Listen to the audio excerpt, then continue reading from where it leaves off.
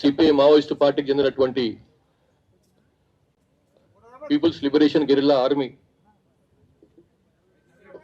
సంబంధించిన ముఖ్య నాయకుడు బర్సే సుక్క ఎలియాస్ దేవా, ఆయన ఆ పిఎల్జిఏ బెటాలియన్ కమాండర్. ఆయనతో పాటుగా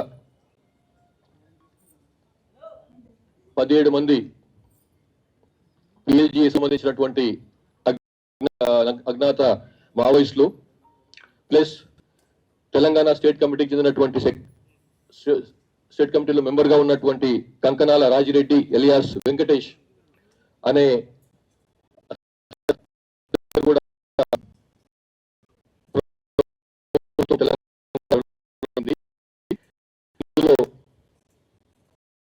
మావోయిస్టు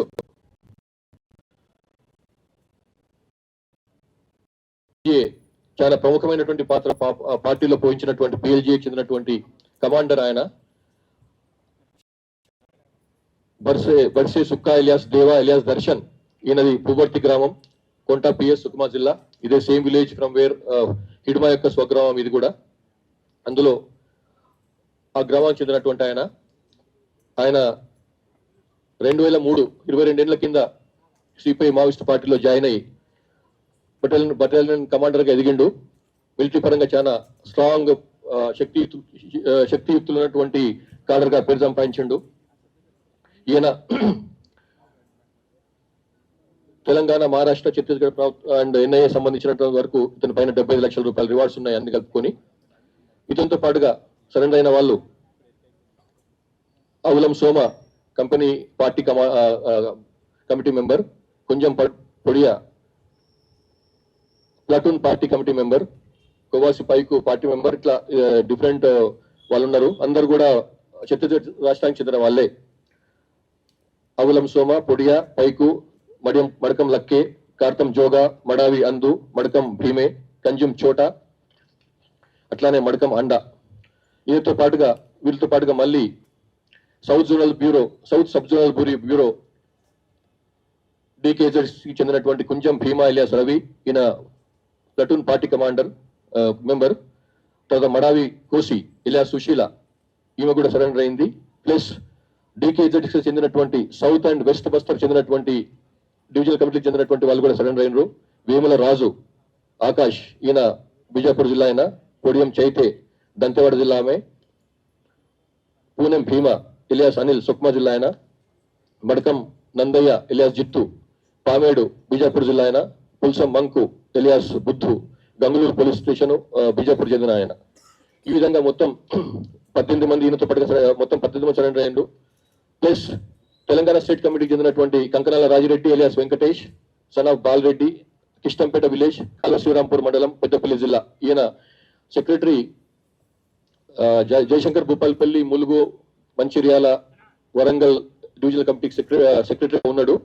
ఇతను 97 నుంచి పీడబ్ల్యూలో జాయిన్ అయిపోయి తర్వాత 2010లో డీసీఎం అయిపోయి 2019లో స్టేట్ కమిటీ మెంబర్ గా ఎదిగిండు.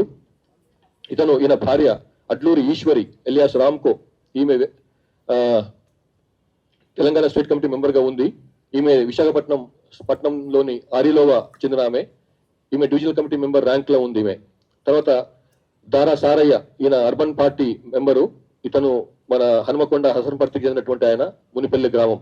వీళ్ళందరూ కూడా సరెండర్ అయ్యిండ్రు ఇప్పుడు ఇవాళ పోలీసులకు. తర్వాత వీళ్ళు సరెండర్ కావటమే కాకుండా వీళ్ళతో పాటుగా పెద్ద ఎత్తున అధునాతనమైన ఆయుధాలను కూడా తీసుకొచ్చిండ్రు. ఇందులో 2 LMGs ఉన్నాయి. అందులోతో పాటుగా 10 మ్యాగజైన్స్, 22 అమ్యునిషన్స్ ఉన్నాయి. అట్లాగే కోల్ట్ రైఫిల్, అమెరికాలో యుఎస్ లో తయారైనటువంటి కోల్ట్ రైఫిల్ కూడా ఉంది. అందులో ఒక రైఫిల్, 4 మ్యాగజైన్స్ తో పాటుగా 78 రౌండ్స్ కూడా ఉన్నాయి. అట్లాగే టెవర్ సిక్యూబీ వెపన్, ఇజ్రాయెల్ మేడ్, అది క్లోజ్ క్వార్టర్స్ బ్యాటిల్ చెందినటువంటి ఉపయోగించేటువంటి వెపన్, అది టెవర్ వెపన్ ఇజ్రాయెల్ మేడ్. అది ఒకటి దొరికింది సరెండర్. దాంతో పాటుగా 4 మ్యాగజైన్స్ కూడా తీసుకొచ్చిండ్రు. అట్లాగే 8 AK-47s, 27 మ్యాగజైన్స్, 738 రౌండ్స్ తో పాటుగా 8 AK-47 వెపన్స్ కూడా దొరికినాయి. ఇది ఇంత పెద్ద ఎత్తున దొరకడం చాలా తక్కువ, చాలా అరుదు. 8 AK-47s లభించినాయి, వీళ్ళతో పాటుగా వచ్చినాయి. ఇన్సాస్ వెపన్స్ 10, అందులో 28 మ్యాగజైన్స్, 701 రౌండ్స్, అట్లాగే SLR 8 weapons, 20 magazines and 509 rounds.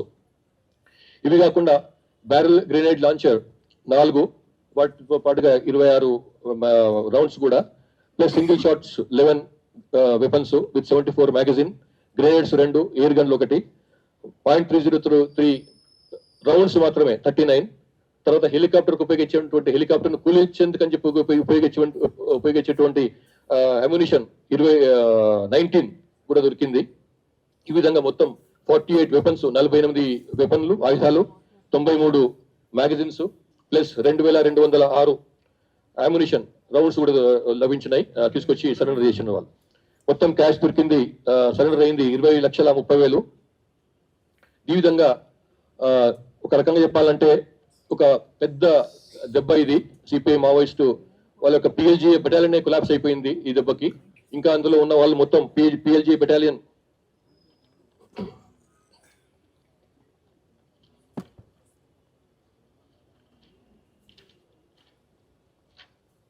మొత్తం అందులో ఉన్న వాళ్ళు 300 పైన ఉండేది.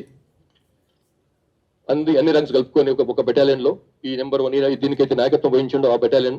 దాంట్లో ఇప్పుడు మిగిలిన వాళ్ళు 60 మంది కంటే కొంచెం అటు ఇటుగా ఉన్నారు. సో ఆ విధంగా మిగతా వాళ్ళు సరెండర్ కావటము, ఎన్కౌంటర్ లో చనిపోవటము జరిగిందన్నమాట. సో మొత్తం కలిస్తే అందులో ఇప్పుడు మిగిలిపోయిన వాళ్ళు 66 మంది మిగిలిపోయినారు అందులో. వేరాజ్ ఇందులో 400 పైన ఉండేవాళ్ళు ఈ PLG బెటాలియన్ లో. సో ఈ విధంగా అది మొత్తం దాన్ని క్షీణించిపోయింది, కొలాప్స్ అయిపోయిందని చెప్పడానికి ఏమి సంకోచపడవలసిన అవసరం లేదు. సో ఈ విధంగా దీంతో పాటుగా తెలంగాణ స్టేట్ కమిటీకి చెందినటువంటి కంకనాల రాజిరెడ్డి ఎలియాస్ వెంకటేష్, ఆయన సరెండర్ కావడంతో తెలంగాణలో ఉన్నటువంటి స్టేట్ కమిటీ కూడా ఆల్మోస్ట్ కొలాప్స్ అయిపోయింది. ఇందులో ఒక్క స్టేట్ కమిటీ మెంబర్ మాత్రమే మిగిలినాడు అందులో. మిగతా వాళ్ళందరూ కూడా సరెండర్ కావటము, లేకపోతే బయటికి రావడం, ఎన్కౌంటర్ లో చనిపోవడం జరిగింది. తర్వాత వీళ్ళ పైన ఉన్నటువంటి వీళ్ళు బయటికి రావడానికి మెయిన్ కారణం చెప్పడం ఏంటంటే 21 అక్టోబర్ 2025 నాడు పోలీసు అమర వీరుల స్మృతి దినం సందర్భంగా గౌరవ తెలంగాణ ముఖ్యమంత్రి రేవంత్ రెడ్డి గారు ఇచ్చినటువంటి పిలుపును అందుకొని తెలంగాణలో వీళ్ళు ఆత్మసమర్పణ చేసుకున్నారు. ఇందులో తెలంగాణలో జరుగుతున్నటువంటి వెల్ఫేర్ యాక్టివిటీస్, డెవలప్మెంటల్ యాక్టివిటీస్ లో పార్టిసిపేట్ చేసేందుకని చెప్పి, అందులో భాగస్వాములు కావటానికని చెప్పి కొందరు తెలంగాణ వాళ్ళు వస్తే ఈ ఉద్యమం ఇంకా మొత్తం కూలిపోతున్నది. ఇందులో ఉండి లాభం లేదు. ఇందులో విపరీతమైనటువంటి కలహాలు అంత ఎక్కువైపోయినాయి. తర్వాత ఈ సిద్ధాంతానికి ఈ జరుగుతున్నటువంటి కింద జరుగుతున్నటువంటి దానికి పుంతలు లేకుండా పోయింది. కాబట్టి ఇందులో ఉండే లాభం లేదు. వాళ్ళకు ఉన్నటువంటి ఆరోగ్యపరమైనటువంటి సమస్యలు కొన్ని ఉన్నాయి. ఫ్యామిలీస్ నుంచి చాలా దూరంగా ఉండే, ఎక్కడో పుట్టిన వాళ్ళు ఎక్కడో, వాళ్ళు పనిచేసేది ఎక్కడో, కాబట్టి వాళ్ళకు ఆ గ్యాప్ కూడా పెరిగిపోయింది. కాబట్టి ఇవన్నీ కారణాలతో వాళ్ళందరూ వచ్చి సరెండర్ అయినారు. ఇందులో ప్యాకేజ్ చూస్తే ఫైనాన్షియల్ బెనిఫిట్స్ తెలంగాణ ప్రభుత్వం డివిజనల్ కమిటీ మెంబర్స్ కు అంటే 5 లక్షల రూపాయలు వాళ్ళ పైన రివార్డు ఉంటుంది. ఏరియా కమిటీ CM కి 4 లక్షల రూపాయల రివార్డు, పార్టీ మెంబర్ కు 1 లక్ష రూపాయల రివార్డు ఉంటుంది. అంతేకాకుండా MHA గైడ్ లైన్స్ ప్రకారం, మినిస్ట్రీ ఆఫ్ హోమ్ అఫేర్స్ ఇచ్చిన గైడ్ లైన్స్ ప్రకారం LMG తో 2 లక్షల రూపాయలు, AK-47 4 లక్షల రూపాయలు, ఇన్సాస్ తో సరెండర్ అయితే 2 లక్షలు, SLR తో సరెండర్ అయితే 2 లక్షలు, .303 రైఫిల్ తో సరెండర్ అయితే 1 లక్ష రూపాయలు, UBGL తో సరెండర్ అయితే 40,000 రూపాయలు, అట్లాగే 12 బోర్ సింగిల్ గన్ తో సరెండర్ అయితే 30,000. వీళ్ళకు కేంద్ర ప్రభుత్వం గైడ్ లైన్స్ ఉన్నాయి. ఆ విధంగా వాళ్ళకు అది ఇవ్వడం జరుగుతుంది. ఈ రోజు సరెండర్ అయినటువంటి ఈ మావోయిస్టు కార్డు సంబంధించి 1,81,90,000 రూపాయల రివార్డ్ వాళ్ళందరి పైన కలిసి ఉంది, అందరికి ఉమ్మడిగా. వాటిని వాళ్ళకి సేమ్ అమౌంట్ అందజేస్తాము. ఇంటరిమ్ రిలీఫ్ తక్షణ సహాయం కింద 25,000 రూపాయలు వాళ్ళకి ఒక్కొక్కరికి ఇప్పుడు ఇస్తాము. అట్లాగే ఇందులో ఈ సరెండర్ చేసుకోవడంలో చాలా బ్రహ్మాండమైన వర్క్ చేసినటువంటి బ్రాంచ్ SIB తెలంగాణకు నా అభినందనలు. ఇది చాలా పెద్ద ఎత్తున పెద్ద క్షతి వాళ్లకు. ఇందులో ఇప్పుడు సరెండర్ అయిన వాళ్ళు లాస్ట్ 3 ఇయర్స్ నుంచి 24 నుంచి చూస్తే SCM rank, divisional committee rank వాళ్ళు ఒకరు, ఏసీఎస్ ర్యాంక్ వాళ్ళు ఒకరు, మొత్తం కలిసి 36 సరెండర్ అయినారు. 47 మంది సరెండర్ అయినారు 36 వెపన్స్ తోని. 25 లో ఇద్దరు సెంట్రల్ కమిటీ మెంబర్, 11 మంది స్టేట్ కమిటీ మెంబర్లు, 20 డివిజనల్ కమిటీ మెంబర్లు, 57 మంది ఏరియా కమిటీ సెక్రటరీ స్థాయి ఉన్న వాళ్ళు, ప్లస్ 419 మంది పార్టీ మెంబర్లతో సహా 509 మంది సరెండర్ అయినారు. 60 వెపన్లను తీసుకొచ్చి సరెండర్ చేశారు. అట్లానే ఈ సంవత్సరం ఫస్ట్ 3 days లో ఇద్దరు ఎస్సీఎంలు, 3 డివిజనల్ కమిటీ సెక్రటరీలు, ఏసీఎస్లు, 8 మంది పార్టీ మెంబర్లు, మొత్తం కలిసి 20 మంది సరెండర్ అయినారు. 48 వెపన్స్, మంచి హై క్వాలిటీ వెపన్స్ తీసుకొచ్చి సరెండర్ అయినారు. ఈ విధంగా లాస్ట్ 2 days లో ఇద్దరు సీసీఎంలు తో కలుపుకొని మొత్తం 576 మంది సరెండర్ అయినారు. 144 ఆయుధాలు తీసుకొచ్చి సరెండర్ అయినారు. ఇంకా ముఖ్యమైన విషయం ఏమిటంటే, వీళ్ళు సరెండర్ అయిన వాళ్ళు చెప్తున్న విషయం, ఇంతకుముందు సరెండర్ అయిన సీసీ కమిటీ, ఎస్సీ కమిటీ, తెలంగాణకు చెందినటువంటి వాళ్ళు అని చెప్పే ప్రకారం ఏంటంటే, తెలంగాణ నుంచి ఇప్పటికీ 52 మంది ఉన్నారని అనుకుంటున్నాము. అది కానీ వీళ్ళు చెప్పే ప్రకారం అయితే అది కరెక్ట్ కాదు. ఈ తెలంగాణ నుంచి యాక్చువల్ గా యూజీగా ఉన్న వాళ్ళు, తెలంగాణ ప్రాంత రాష్ట్రానికి చెందిన యాక్చువల్ గా యూజీ ఉన్న వాళ్ళు 17 మంది మాత్రమే. మనం 52 మంది అనుకుంటున్నాము, కానీ ఆ 35 మంది ఎవరైతే మిస్ ఉన్నారో వాళ్ళు ఎప్పటి నుంచో వాళ్ళ జీవులు, వాళ్ళ పేర్లు వస్తున్నాయి. వాళ్ళ గురించి మాట్లాడినప్పుడు వాళ్ళు ఒక కాలంలో పార్టీలో పనిచేశారు, కానీ తర్వాత కాలంలో వాళ్ళు పార్టీ నుంచి బయటకు పోయినరు. వాళ్ళు ఇప్పుడు ఇంకా పార్టీలో లేరు. ఎప్పుడూ వాళ్ళ నుంచి బయటకు వెళ్ళిపోయినారు. వాళ్ళ ఎక్కడో పనిచేసుకుంటున్నారో, లేకపోతే బహుశా ఎన్కౌంటర్ కూడా చనిపోయి ఉండొచ్చు, జార్ఖండ్ లోనో, బీహార్ లోనో, ఎక్కడనో. సో ఇప్పుడు మాత్రం తెలంగాణ 17 మంది మాత్రమే ఉన్నారు. అందులో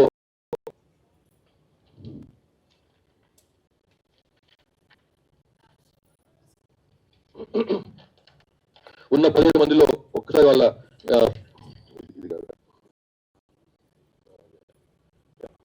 అందులో ఉన్న వాళ్ళలో 4 కమిటీ మెంబర్స్ ఉన్నారు, 5 స్టేట్ ఉన్నారు, 3 డివిజనల్ కమిటీ మెంబర్స్ స్థాయి, area committee secretary, area committee members స్థాయి వాళ్ళు 4 ఉన్నారు, పార్టీ మెంబర్ ఒకరు. మొత్తం కలిస్తే 17 మంది మాత్రమే తెలంగాణ. ఇది చాలా కీలకమైన లభించింది ఈ లాస్ట్ ఫ్యూ డేస్ నుంచి జరుగుతున్నటువంటి సరెండర్స్ కారణంగా. తర్వాత మరొకసారి మా పోలీస్ డిపార్ట్మెంట్ తరఫు నుంచి అప్పీల్ ఏమిటంటే, అది ఇంకా సమయం మించిపోయింది మిత్రులారా, మించిపోతుంది కాబట్టి బయటికి రాండి. ఇంకా మిగిలిన వాళ్ళు కూడా బెటాలియన్ 400 మంది పైగా ఉన్న బెటాలియన్ 60 మంది కాడికి వచ్చింది. ఇప్పుడు అందులో నాయకత్వం వహించిన వాళ్ళే సరెండర్ అయినప్పుడు ఇక మీరు అందులో ఉండి లాభం లేదు. అది తెలంగాణ వాళ్ళు కావచ్చు, ఛత్తీస్గఢ్ వాళ్ళు కావచ్చు, బయట వాళ్ళు కావచ్చు, దయచేసి బయటికి రాండి. మీకు సహకారం ఉండాలో ప్రభుత్వ తరఫు నుంచి, పోలీసుల తరఫు నుంచి. సో ఇది మేము చెప్పదలుచుకున్నది. సో మేము మరొకసారి 20 మంది సరెండర్ అయినటువంటి 20 మందిని ఆహ్వానిస్తున్నాం. 20 माओवादी नक्सलाइट्स आत्मसमर्पण किए हैं. इसमें बड़से सुक्का इलियास देवा दर्शन के नाम से भी जाना जाता है, वो भी सरेंडर हुआ है, आत्मसमर्पण किया है. में 17 पीएलजीए बटालियन के मेंबर्स, कार्डर्स आगे भी सरेंडर हुए हैं. ये बड़से देवा जो है 2003 से 2003 से पार्टी में है, सीपीएमएल पीडब्ल्यू में एडमिट हुआ है. उसके साथ में उनको मिलिट्री एक्सपर्ट जाना जाता है.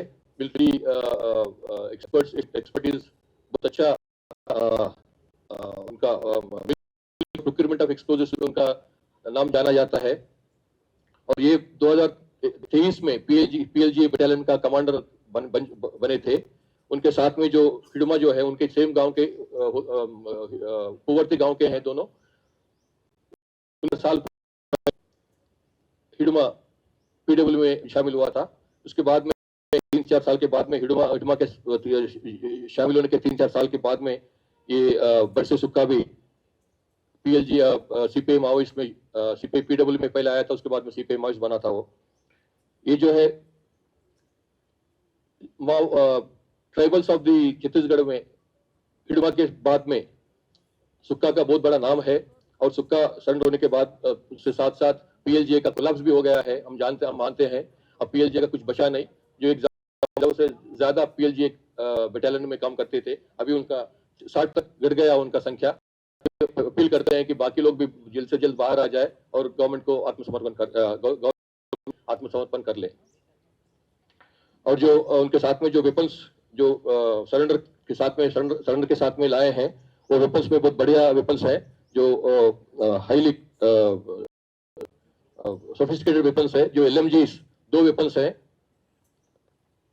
कोल्ट राइफल यूएस मेड 1 है, टेवर CQB वेपन इजराइल मेड 1 है, AK-47 8, INSAS 10, SLR 8, BGL barrel grenade launchers 4, single shots weapons 11, grenades 2, air gun 1, और हेलीकॉप्टर को गिराने के लिए भी एक लोग अपने टेक्निकल टीम, जो सीपीए माओवादियों की टेक्निकल टीम भी कोशिश करी थी। हेलीकॉप्टर शॉट्स के लिए वो अपने एमुनिशन बनाए थे, उसमें 19 एमुनिशन के साथ में भी ये लोग बाहर आए हैं। और उनके साथ में 20 लाख तक 30,000 नेट कैश भी बाहर साथ में लाए हैं। और हम ये भी हमको अपील करते हैं कि बाकी लोग भी जल्द से जल्द बाहर आ जाए और सरेंडर हो जाए। और उनमें जो है अभी जो 20 यूजी कार्ड जो सरेंडर हुए हैं, उनके 1,81,90,000 उनके ऊपर जो रिवार्ड अमाउंट है वो उनको दिया जाएगा। साथ साथ में इंटरिम रिलीफ के लिए, तत्काल उनके रिलीफ के लिए 25,000 कैश भी दिया जाएगा अभी। और साथ में ये 18 लोगों के साथ में तेलंगाना स्टेट कमेटी के वरिष्ठ नेता कंकर भी सरेंडर हुआ है, इलिया वेंकटेश के नाम से जाना जाता है। ये अपने वाइफ के साथ आके सरेंडर हुआ है। ये अडलूरी ईश्वरी, ये विशाखापट्टनम की रहने वाली है, आंध्र प्रदेश की। उनकी वाइफ वो भी बाहर आके सरेंडर हुई है। तो 20 अभी इसके अभी 20 लोग तेलंगाना स्टेट कमेटी और PLJ के कार्डर्स आके आत्मसमर्पण किए हैं। తెలంగాణ ప్రభుత్వం అంటే మీరు రై బతకడం వల్ల మీకు ఉపాధి కల్పిస్తాం అనేటువంటి విషయాన్ని ప్రభుత్వం అంతకుముందు నుంచే చెప్తున్నది. దాని నుంచి మేము కూడా ఇప్పుడున్న పరిస్థితి లోపల ఈ సాయుధ పోరాటం అనేటువంటిది పనిచేయడం అనేటువంటిది కష్టం, జరగదు. ఇప్పుడు ఆధునిక టెక్నాలజీ తర్వాత కమ్యూనికేషన్ పెరిగినటువంటి ఈ పరిస్థితులలో సాయుధ పోరాటం అనేటువంటిది నడవదు ఇప్పుడు. అందుకోసం ఇక్కడ ఉన్నటువంటి ఇప్పుడు ఉన్నవాళ్ళైనా తెలంగాణలో పనిచేసే వాళ్ళు కూడా వచ్చి వాళ్ళు మాలాగే లొంగిపోయి వాళ్ళ వాళ్ళు బతకడానికి అవకాశం కల్పిస్తే గవర్నమెంట్ కల్పిస్తుందని చేస్తున్నది. అట్లా చేస్తే మంచిది. తర్వాత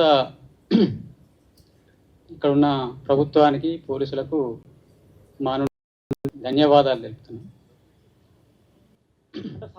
రాజిరెడ్డి గారు ఇప్పుడు దేవిజీ మీ దగ్గరే ఉన్నాడు. ఎందుకంటే దేవిజీ మీ దగ్గర ఉండని ఒక స్టేట్మెంట్ వచ్చింది, కానీ చూస్తేనే మాత్రం కొంత కన్ఫ్యూజన్ ఉంది. దేవిజీ ఉన్నాడా లేడా మీ దగ్గర? మా దగ్గర అయితే మేమైతే చాలా కాలం నుంచి విడిపోయి ఉన్నా. నేను అనారోగ్య సమస్య నుంచి దూరంగా ఉన్నా. తర్వాత అనారోగ్య సమస్య నుంచి లొంగిపోతున్నా. ఆయన పరిస్థితి నాకు పూర్తి తెలియదు. ಈಗ ಮಾವ ಆತ್ಮ ಸಮರ್ಪಣತೆ ಶಾಮಿಲತ್ತ ಪೊಲೀಸ್ ಅಧಿಕಾರಿಗೂ అలాగే మీడియా కార్మికులకిను ఈ తెలంగాణ గవర్నమెంట్కిను నవ అసలైన తొలి వెలుగు. ఫాలో వాట్సాప్ @తొలి వెలుగు official.